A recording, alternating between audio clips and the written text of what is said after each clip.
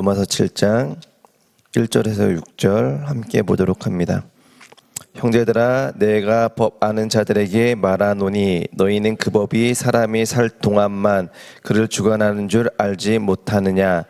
남편이 있는 여인이 그 남편 생전에는 법으로 그에게 매인 바 되나 만일 그 남편이 죽으면 남편의 법에서 벗어나느니라. 그러므로 만일 그 남편 생전에 다른 남자에게 가면 음녀라. 그러나 만일 남편이 죽으면 그 법에서 자유롭게 되나니 다른 남자에게 갈지라도 음녀가 되지 아니하느니라. 그러므로 내 형제들아, 너희도 그리스도의 몸으로 말미암아 율법에 대하여 죽임을 당하였으니 이는 다르니 곧 죽은 자 가운데서 살아나신 이에게 가서 우리가 하나님을 위하여 열매를 맺게 하려 함이라. 우리가 육신에 있을 때에는 율법으로 말미암는 죄의 정욕이 우리 지체 중에 역사하여 우리로 사망을 위하여 열매를 맺게 하였더니 이제는 우리가 얽매였던 것에 대하여 죽었으므로 율법에서 벗어났으니 이러므로 우리의 영이 새로운 것으로 섬길 것이요 율법 조문에 묵은 것으로 아니할지니라. 아멘. 하루의 첫 시간 기도하게 모인 모든 분들을 주님의 이름으로 축복합니다. 지난 시간까지 그러니까 로마서 6장을 통해 우리가 예수님, 예수 그리스도와 함께 죽고 함께 살아났고 그래서 이제는 더 이상 죄의 종이 아니라 하나님의 종이 되었다는 사실을 지난 시간의 말씀을 통해 알게 되었습니다. 그렇다면 이제는 저희들은 율법과 어떤 관계를 맺고 이제 있어야 되는지 또 율법이 여전히 우리를 억압하고 죄의 굴레에 가두는 역할을 하는 것인지 아니면은 율법이 또 다른 우리와의 관계가 있는지 오늘 7장의 말씀을 통해 함께 알아가는 귀한 시간이 되었으면 좋겠습니다. 특별히 7장 1절부터는 결혼관계의 비유를 들으면서 우리가 율법을 어떻게 생각을 해야 되는지 잘 이야기하고 있습니다. 먼저 1절에 보니까 형제들아, 내가 법 아는 자들에게 말하노니 너희는 그 법이 사람이 살 동안만 그를 주관하는 줄 알지 못하느냐. 바울은 율법에 대해 너무나도 잘 알고 있는 유대의 그리스도인들에게 직접적으로 이야기를 합니다. 그러면서 그들이 나름대로 맹신하고 있던 신봉하고 있던 율법의 한계를 지적을 해요.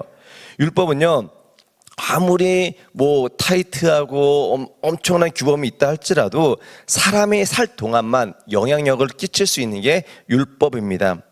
여기서 가장 중요한 전제는 죽음이에요. 죽음이 관계의 모든 속박을 끝낸다라는 겁니다. 다시 말하면 그 율법이 유지할 수 있었던 것은 사람이 살아 있을 때인 것이지 그 사람이 죽었을 때는 더 이상 율법이 영향력을 발휘할 수 없는 것을 이야기를 해요. 그러면서 2절에는 결혼에 빗대어서 이렇게 이야기를 합니다. 남편 있는 여인이 그 남편 생전에는 법으로 그에게 매인 바 되나 만일 그 남편이 죽으면 남편의 법에서 벗어나느니라. 남편이 살아있을 때, 그러니까 부부였죠. 그 아내는요, 법적으로 남편에 매여 있을 수밖에 없습니다. 이거는 부부니까 너무나도 당연한 거겠죠. 이 관계는요, 법적인 효력도 갖고 있어요. 그런데 만약 남편이 죽게 되면요, 그 관계는요, 법적으로 파기가 됩니다.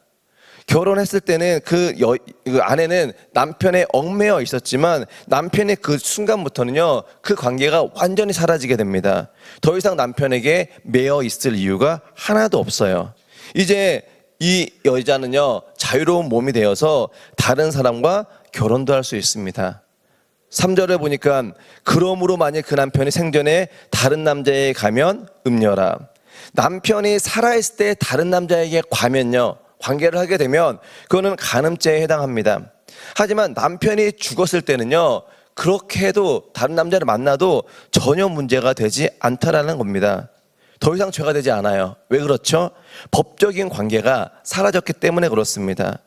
여기 비유의 핵심은요 바로 죽음이 율법의 지배를 끝낸다는 데 있습니다.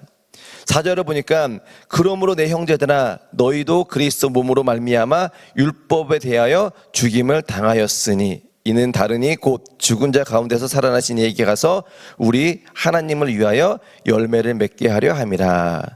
그러니까 너희도 그리스도의 몸으로 말미암아 율법에 대하여 죽임을 당했다고 이야기했습니다. 그런데 죽임을 당했다고 했어요. 그러면은 율법을 죽인 주체가 우리가 아니라는 겁니다. 우리가 율법의 속박을 벗어나기 위해서 우리가 율법을 어떻게 한 게 아니에요. 율법은 어떻게 죽게 되었습니까? 그것은요, 예수님이 십자가의 죽으심으로 말미암아 율법이 죽게 되었다라는 사실입니다. 이로써 율법과 우리 사이의 법적인 관계, 그러니까 율법에 의해서 구속력이 예수님이 십자가의 죽으심으로 사라지게 되었다라는 거예요.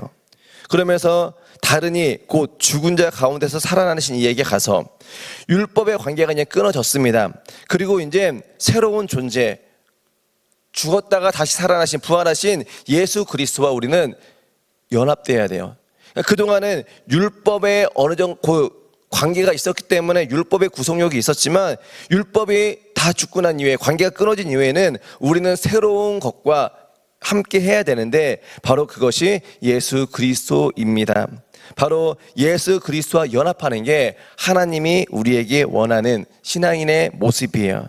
이것이 하나님이 계획하신 새로운 결혼이라는 겁니다. 그리고 그 다음 말씀, 우리가 하나님을 위하여 열매를 맺게 하려 함이라.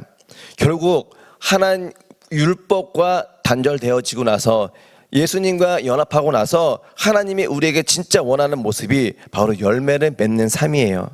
거룩한 열매를 맺는 것이 하나님이 우리에게 원하는 모습이라는 겁니다. 그런데 거룩한 열매를 맺기 위해서는요, 율법의 굴레에서 벗어나서 예수님과 연합할 때 그렇게 좋은 열매를, 거룩한 열매를 맺을 수 있음을 기억하셨으면 좋겠습니다. 그리고 5절을 보니까 우리가 육신에 있을 때에는 율법으로 말미암는 죄의 정욕이 우리 지체 중에 역사하여 우리로 사망을 위하여 열매를 맺게 하였더니, 우리가 육신에 있을 때라고 했습니다. 우리가 육신에 있을 때는 어떨 때를 의미를 하죠?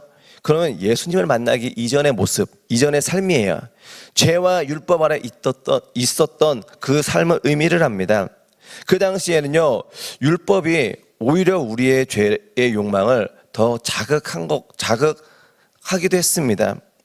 율법은요, 대부분의 것들이 뭐 하라도 있지만 하지 말라라는 것들이 굉장히 많아요.